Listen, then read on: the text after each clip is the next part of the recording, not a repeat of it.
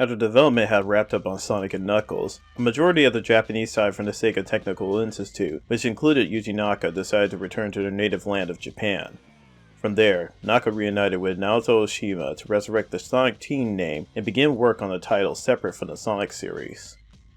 Sega knew of how much of a moneymaker the Sonic series was, and not willing to let the series slumber, Sega assigned members of the STI team to create the next big installment of the series, Sonic Extreme.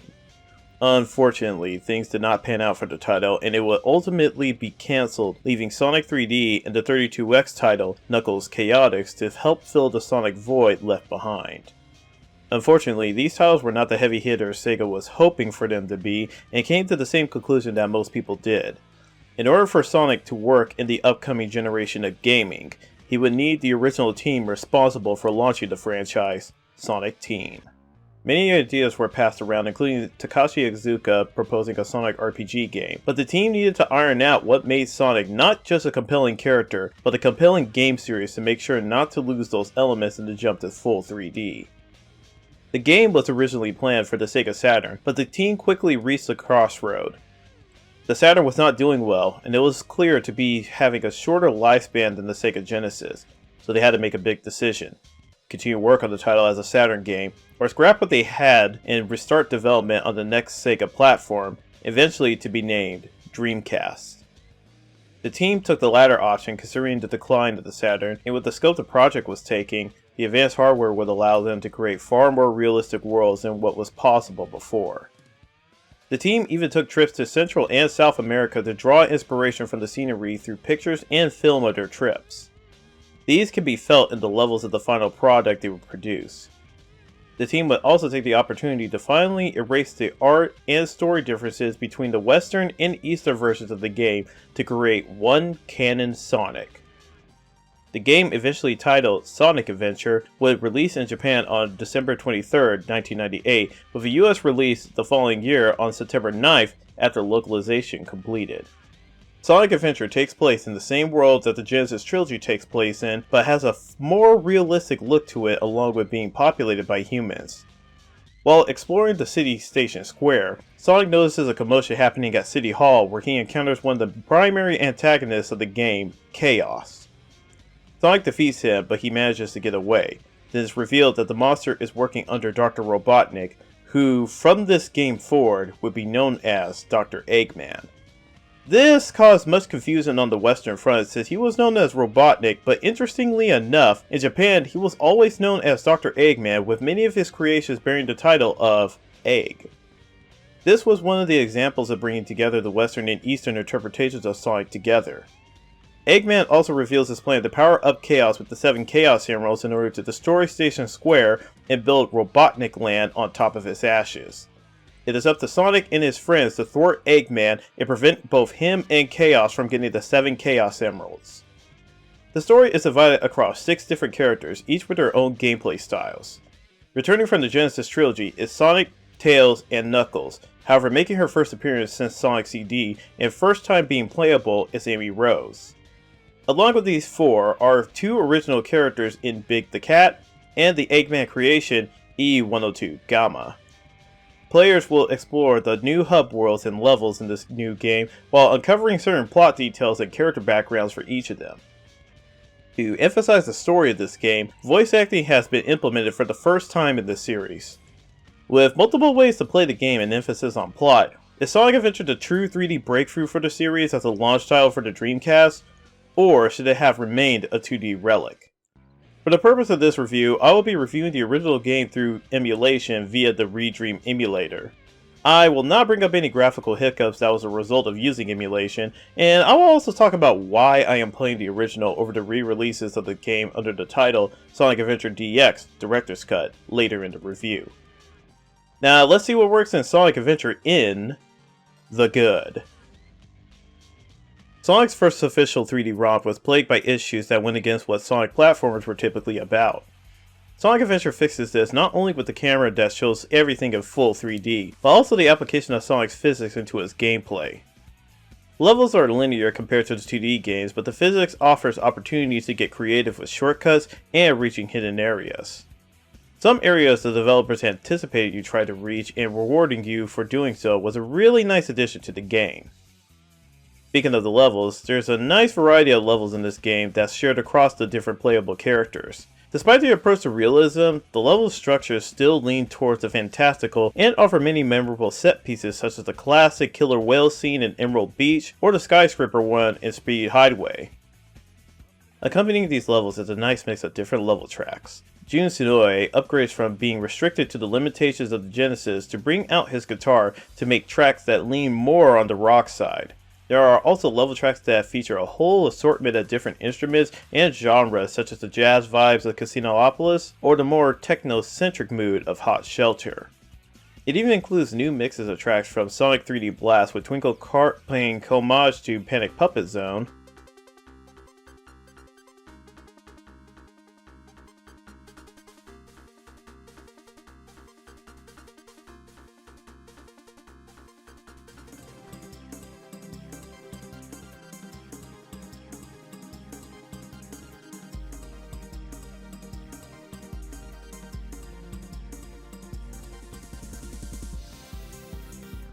and Windy Valley doing the same to Green Grove Zone.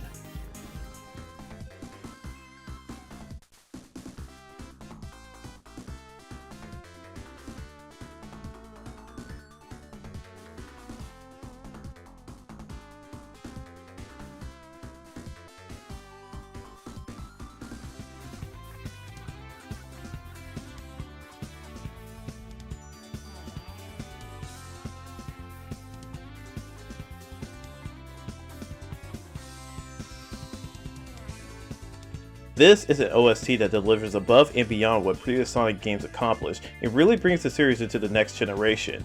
It even includes character themes for each of the 6 playable characters that play whenever they show up in the story. Since each of these characters go about their own adventure during the course of the story, you get to see things from another perspective and get insight on some things you might have thought confusing in another character's story. I like how the story has the player put the pieces of the plot together to figure out what's going on, and the different character perspectives really help with this.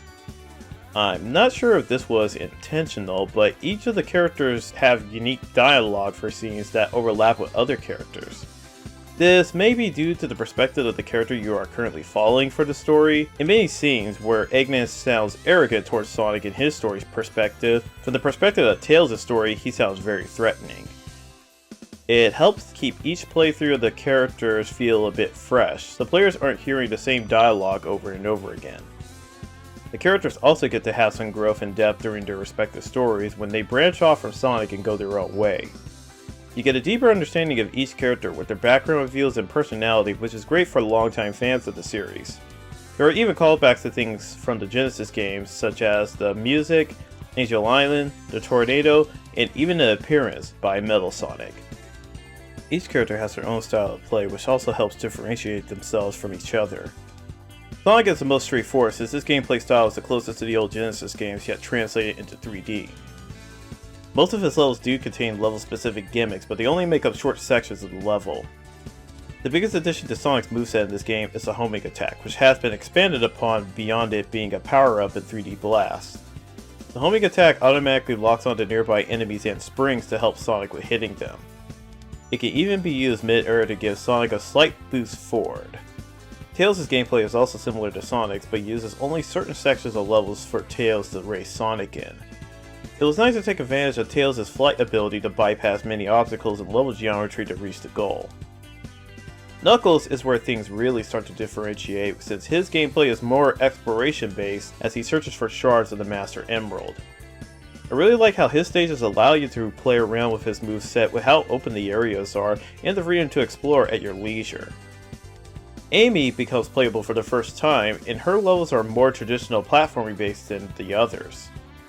Utilizing the acrobatics with her Pico Pico hammer makes the platforming more fun to do and allows for nice skips if you're good with it. E102 Gamma is a combination of platforming and shooting, but the mechanics behind his stages make him really fun to play.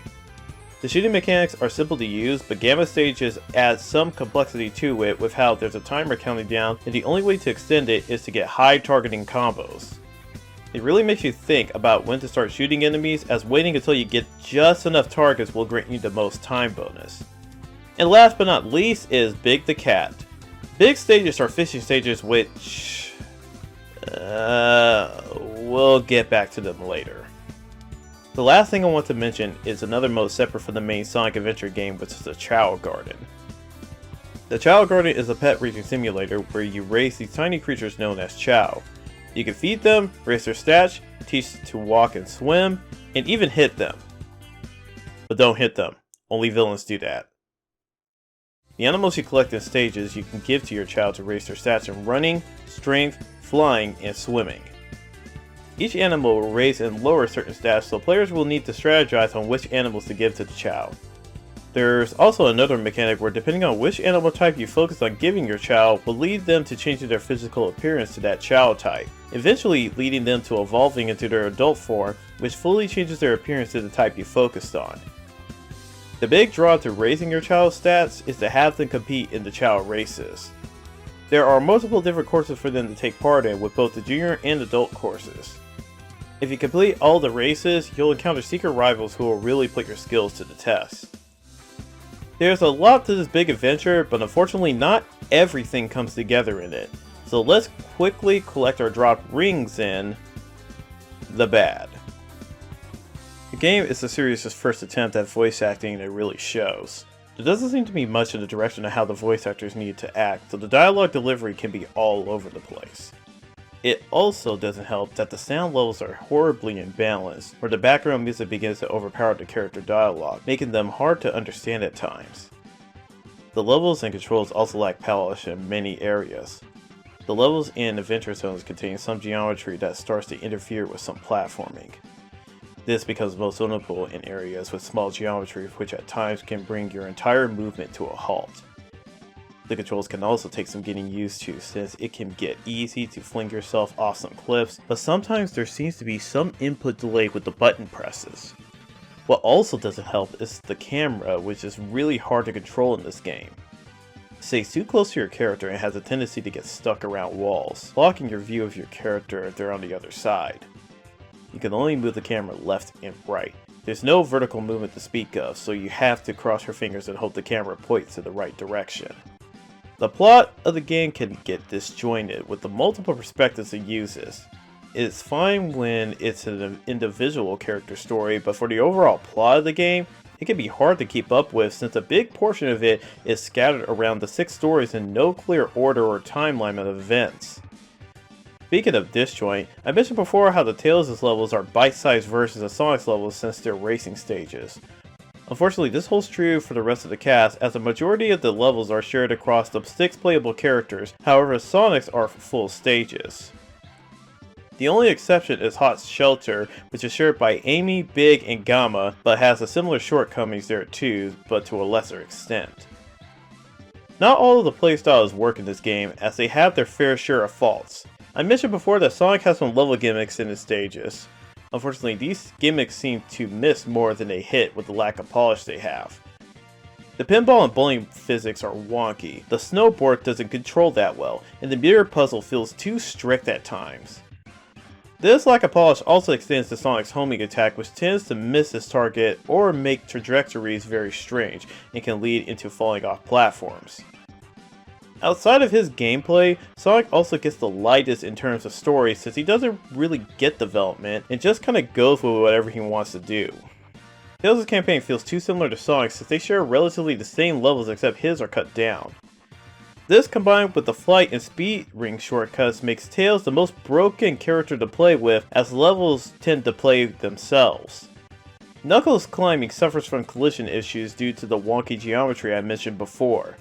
Also, due to the camera issues and how his levels are more closed in, finding the embouchure can be a bit of a chore, though thankfully the hiding places aren't all that creative, even when you factor in the ones that you find with his dig ability. Amy tends to control well in areas that are not geared towards Sonic's physics.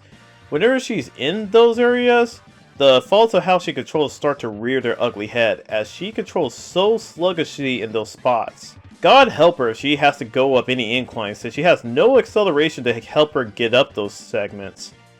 The levels also miss an opportunity to really take advantage of Amy's hammer acrobatics. They feel very basic in their design and feel like a huge missed opportunity. Gamma controls are alright, but tends to feel very slippery to control, especially when trying to target multiple enemies. Also, most of the bosses in Gamma's level, except for 2, can be beaten in seconds. This also extends to the character fights outside of stages, which are even shorter. And now, Big the Cat.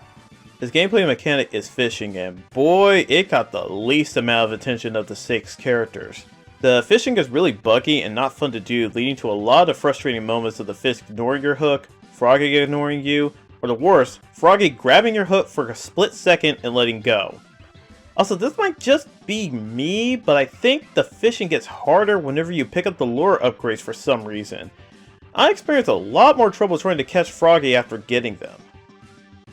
There are some hidden upgrades in Big's level, but unfortunately Big is not fun at all to control or explore levels with. And Big's only boss in this story can either be a cakewalk you can beat in seconds, or an absolute chore. My experience was the latter. Since we are talking about upgrades, each of the characters gets their own upgrades. Unfortunately, in execution, they either feel very useless or halt the pacing of the game in the worst cases. Last but not least, let's talk about the Child Guardian. It's very addicting to raise stats, but you cannot see their stats in the game. You have to use the VMU to see them, which feels very unintuitive when the bulk of your raising is in the main game proper. Also, in the races, there's an RNG factor for whether or not your Chow gets a speed boost, and not one of the competing Chow. If I'm to cheer on any Chow, I'd rather it be my own since I can get the emblem. Just saying. Now, with all of that out of the way, let's make an emergency landing in the opinion. Sonic Adventure is a very commendable attempt at bringing Sonic to the 3D perspective. The gameplay feels like its best attempt at bringing the classic Sonic gameplay to the 3D format. It's not a perfect game, unfortunately, since many mechanics lack the polish it needs to really shine, and the game feels bloated with the gameplay styles and gimmicks. Sonic's, Knuckles, and Gamma stages work the best, while Tails and Amy's could use some work. As for Big, well, there's always Sega Bass Pro Fishing. If you're a Sonic fan, you should definitely play this game. But there's a big caveat to this since there's multiple versions available. Most people will opt to play the Sonic Adventure DX Director's Cut version since it is the most widely available version. Players should know that the DX version comes with even more bugs and glitches since it is a port of the original Dreamcast version. On top of that, the DX version originated on the Nintendo GameCube. Since that release, the game has been ported many times over to the PC, then to the PS3 and 360, then back to the PC via Steam. So essentially, you're playing a port of a port of a port of a port, which will come with their own share of bugs and glitches. Thankfully, if you're playing the Steam version, there's a mod available called Better SADX, which helps patch up some of the bugs and glitches from the original version, and even adds ways to convert it to a version that closely resembles the original Dreamcast version. It even comes with many Game Gear titles which were previously reviewed on the channel. Otherwise, you're better off emulating the original Dreamcast version.